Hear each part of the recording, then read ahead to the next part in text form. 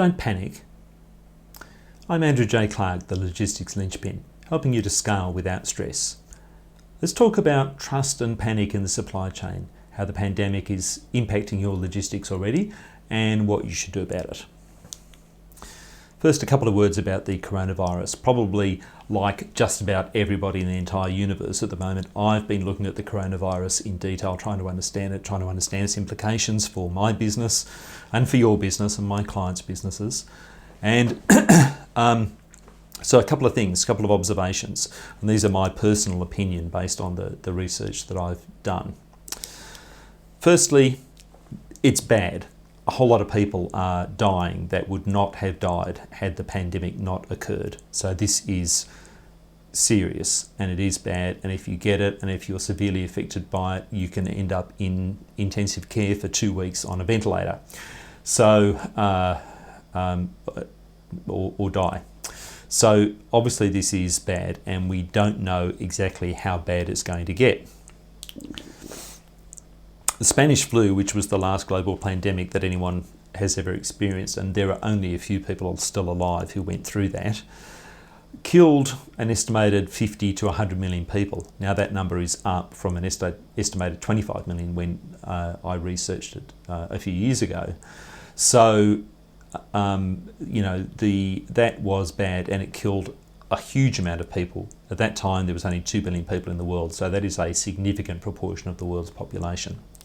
So this is not as bad as that, so it could be worse, so we can be at least thankful for that.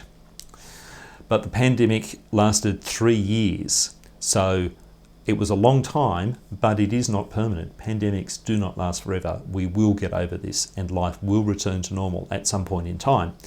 In the meantime, we have to get on with it and figure out how to deal with the situation that has been handed to us. So it could be 12 to 18 months or 2 years. It's thought that it's 12 months or more before a vaccine is developed that is considered to be safe and tested. So that's the only way that we're going to get immunity in general throughout the population without people contracting the disease, which is what we're trying to avoid. There are drug therapies available now. So there's some combination therapies which are being trialled on 2,500 patients in Australia with the coronavirus. So if that proves to be effective, then it will be given to health workers to prevent them coming down with the illness. And I would think that if the availability is there, then that could be released to the general population, perhaps as a prophylactic, perhaps for certain professions. I don't know. But the point is, if we have an effective drug therapy that can be used to effectively prevent you getting sick from the disease or treat you very rapidly if you get it, then that is, whilst not as good as a vaccine, is still would allow normal life to go on. So that's a drug which is already approved and safe. So that may well have a significant impact on the impact of the coronavirus on the society, and that's definitely something which we should be looking at. It could be worse, or it could have been worse. People have been talking about pandemics for years. We would probably all be aware of the increasing resistance of bacteria to antibiotics, and that there are some bacterial infections that occur in hospitals now that simply cannot be treated and that kill people or leave them with significant amputations and things, where they essentially amputate a leg to prevent the infection spreading to the whole body. So we have been aware that the risk of infection has been potentially significant for a long time. So really what we should be doing now is going, well, what if there's another pandemic a few years from now? What if there's a worse pandemic? How are we going to cope? How are we going to keep going? So maybe we have to get used to the kind of quarantining and the restrictions and the social distancing now, because this might be a regular part of life in the future. Now I hope not, sincerely hope not, but we don't know. So consider this an opportunity to prepare for the future. But I think for the Australian audience, how are we going? That's important to have a look at. Now I got this graph from the government website just this morning, and you can see that, so here is the rate of infection, new infections per day. This is actually flattened out, which is a really good sign, and in fact the last 3 days it's reduced. So we are in fact flattening the curve. All of the massive restrictions that have been imposed upon people, I mean, we basically shut down the tourism and hospitality industry, putting tens of thousands of people out of work. The government's put massive stimulus, so this is having a huge impact.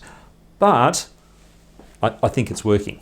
So well done to everyone, and if we can keep that going, then that really bodes well for us not to not for this pandemic not to become a huge societal-wide issue and reduce the potential death that could occur from it. So what does it mean for the supply chain? Well, I think there are a few things. One, we've seen crisis behaviour and panic buying. So the toilet paper, of course, obviously is the big joke, and we've had fights in supermarkets between people trying to hoard toilet paper and someone who just wanted one packet. So I understand why this has happened, because people suddenly think that there's going to be a shortage of supply. But we're not in a war, despite the rhetoric from some of the politicians and pundits. This is not actually a war. No one is bombing factories and ships, stopping the supply chain. The supply chain is in fact keeping on going. A little bit more on that later, but we have factories are still going, although they may have a temporary disruption, shutdown, due to the impact of infections and the risk of infection from the pandemic. So that can certainly happen. So we will get interruptions. But if everyone tries to fill their house with 6 months worth of toilet paper, then there is just no way that the supply chain is going to cope. So I think people have finally come to grips with that now, and I was in fact able to buy a pack of toilet paper just last week. So hopefully that supply chain is starting to rebalance. But the world has not stopped, and that's the thing. People are still going to the shops, people are still going to work, and even if that work is working from home, people are still going on. So trade is still happening, and the supply chain is keeping on going. So it's important not to stop. The other thing that I think is probably worth noting is that crisis behaviour, that panic buying, is probably going to result in a lot of dumped food and products that simply never get used. So people panic buy vitamins, and they have about a 2-year or 3-year expiry date on them, and then they don't use them all, and so they will throw them in the bin in a few years' time. People will buy probably all sorts of tin food and non-perishable products that they would never normally eat. And because the supply chain has not actually been interrupted, they probably never will eat them. And eventually they will find that they're never going to eat that old can of baked beans, the last one on the shelf that they bought, and so they're just going to chuck that stuff out or donate it, or who knows what will happen to it. But I think that panic buying leads to dumping. The other thing is you can get a demand spike now that will lead to a drop in demand later. So, if you buy 6 months worth of toilet paper, then probably if you are comfortable with the supply situation, you will simply not buy toilet paper for 6 months. The other big trend that is happening is that social distancing essentially equals a massive boost to e-commerce. So if you are one of the few businesses that does not yet have a website, that has not yet embraced the selling of your products online, now would be a really, really good time to rethink that strategy. Because if people cannot go to your shop, or choose not to go to your shop, because we haven't closed down all of the shops and we haven't stopped people going shopping, but people are going to be obviously reluctant to go out in public any more than they feel they absolutely have to. And so, of course, there has been an e-commerce spike. So how does this affect the inventory planning? Well, you need to be aware of the bullwhip effect. Now, the bullwhip effect is when you get a bullwhip, a small movement at one end of the whip creates a large movement at the other end of the whip. And it's the same thing that can happen in the supply chain. People overreact to demand signals at one end, so either a sudden increase in demand, sudden spike, or a sudden decrease in demand. And by the time that works its way through wholesalers and distributors, back up to manufacturers and back all the way through the supply chain, people overreact. And you can get a massive increase in production at a factory, which will which you end up not being able to sell, or you get a shut off of supply because people think that demand has dropped permanently, and so you can get significant lags in the availability of products when people shut down manufacturing, because manufacturing tends to be done in large batches because that's the efficient way to do it. So the bullwhip effect is very real, and it is happening right now to your supply chain. Some demand will never be repeated. I talked about that, the idea of dumping. So I think some of the demand that we've seen is not going to happen again. But I don't think that the net demand over time has actually changed. I mean, there's nothing particularly that's happened to the Australian population that would change the underlying demand for products. So I think that things will even themselves out over time. The other thing that I think that is important is that availability trumps price and marketing. So if you have stock and nobody else does, then people will seek you out and they will find you and they will buy your product. So that is an opportunity. If there are disruptions in supply for a period, then it may be an opportunity for you to get rid of some slow moving product that people will comfortably buy because the main version of that product is simply not available. So there may be some opportunities here to manage your inventory a little bit better. Which leads me to the cleaning up of the slow-moving and obsolete inventory. So almost every business that I've ever had any interaction with has significant dollar amounts tied up in slow-moving and obsolete inventory. So those dollars may be phantom. They're on the books, but essentially they're related to products that will never ever be sold. And if you have product in your warehouse that is not selling, then it is not generating revenue for the business. In fact, it's just costing you money by tying up storage space in your warehouse. So now is a good time to look at that slow-moving and obsolete inventory and go, hey, is there some new demand somewhere now in the current situation that might allow me to sell that inventory into a market that is short of supply of something else or something similar? So that's definitely worth having a look at to see if you can clear it out. But as a general rule, if you want your business to be lean and healthy and to be profitable, you do not want to be carrying lots of slow-moving and obsolete inventory. It simply generates no value. Think of your warehouse as an apartment building full of tenants paying you rent. Now, if you have tenants that are not paying you rent, then obviously your return on that apartment building is going to be dramatically reduced, and you would evict them and you would bring some tenants in that are going to pay you. So if you've got, 10, 20, 100 pallets worth of stock in your warehouse that is not moving, it's costing you money in storage and it's not generating any revenue for the business. And you're deluding yourself with your balance sheet because that inventory may well be absolutely worthless or in fact cost you money when you dump it. So bite the bullet, find somewhere to sell it if you possibly can at whatever discount or return you can get on that money. Clear it out of your warehouse and put some product into your warehouse that is actually going to pay you rent, some product that moves.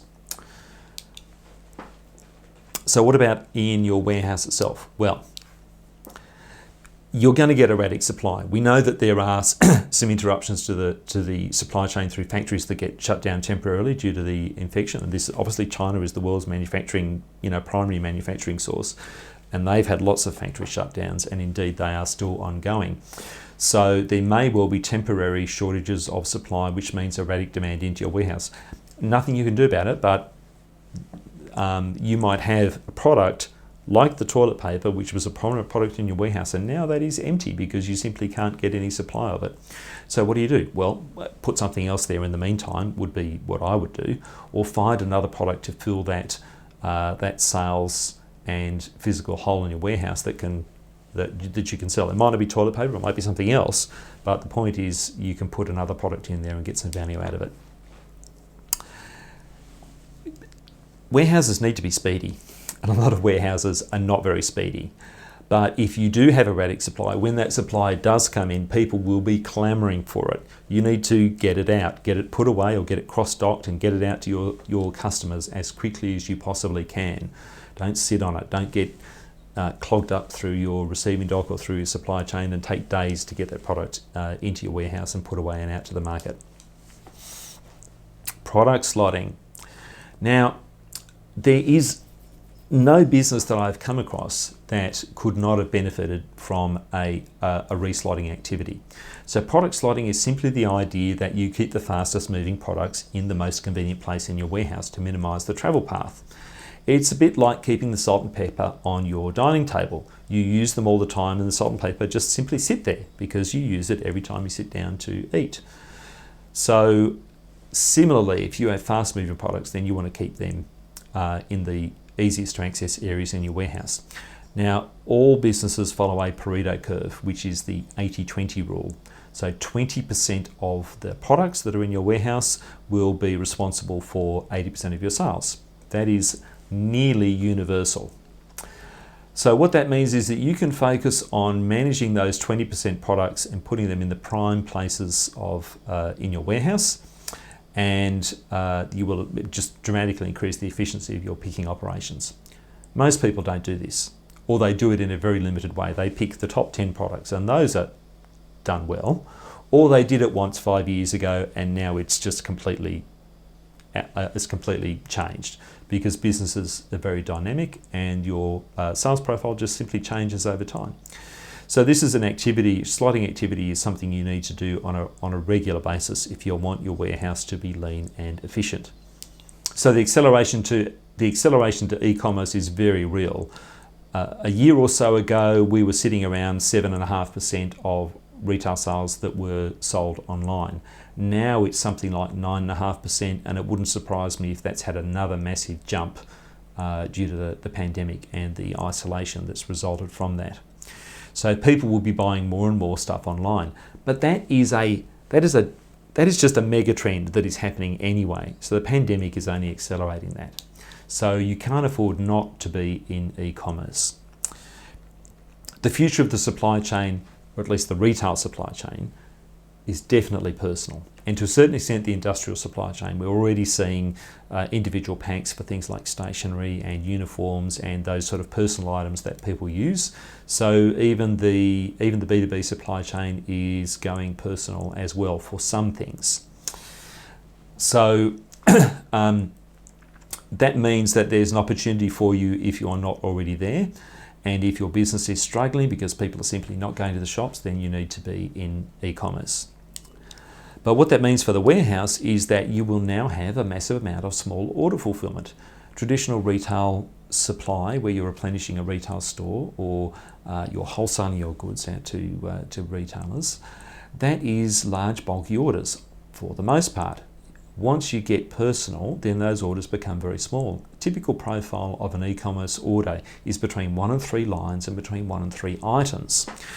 So these orders are incredibly labour intensive to process, and you are not going to do it efficiently without adequate technology. You need to pick the orders in batches. You need to have an efficient packing process. So that whole batch pick and order packing process is something that you need to have thought through really, really well to get that efficient.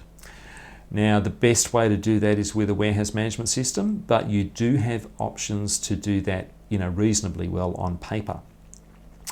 And if you have the option within your system to run a scan pack process, then that would be absolutely fantastic, because that will guarantee you the accuracy you need, because people make mistakes in order processing. So technology, the use of technology and applying that in your warehouse to support your e-commerce operation, absolutely critical, as critical as opening up your web store and putting your products out there for sale. If you can't fulfill them efficiently and cost effectively, then you're not going to compete, you're going to go backwards. So what's happening with freight? Well, I'm glad you asked. Road freight is okay. It's running along just fine. So domestic road freight in Australia within the state is working normally. Interstate freight, there's some administrative protocols that have been added as part of the pandemic, but essentially that is running just fine. Sea freight also appears to be okay at the moment. Now, there may be some exceptions to that here and there, but essentially container freight on sea is working normally. Now, we did have a hold up in February, March, where ships were being held off whilst the pandemic was initially sort of being assessed, but my understanding is that all that freight is flowing through normally now. The big thing, though, that has happened is that air freight capacity has been significantly reduced. So air freight, if you're not aware, a lot of air freight is actually shipped in the hold of a lot of air freight is shipped in the hold of cargo areas of passenger aircraft. And passenger aircraft has essentially stopped flying by and large. There's very limited flights going on at the moment, repatriating people to their home countries. But because the whole tourism market has stopped, so that has dramatically reduced air freight capacity. There's a very limited supply of dedicated aircraft set up to be air freighters, and obviously they are now being kept fully busy. But domestic and international passenger aircraft have essentially stopped. So this has increased the price of air freight, in some cases quite significantly. But more importantly is what this is going to do is it's going to slow down air freight deliveries. And it may well be better if you just simply bite the bullet and send it sea freight, because it may take weeks to get here via air and or cost a fortune to be shipped. So what I think we'll see happen is that air freight is just going to be limited to the really urgent items. Probably mail and small items might still be okay, although a little bit slower. But I think a lot of parcel air freight is simply just going to go by sea. So that is about it from me on the coronavirus for now. So I will be posting things. I'm like everyone else, I'm self-isolating and a little bit more time on my hands. I'm going to be posting more and following up when sharing my knowledge on my YouTube channel.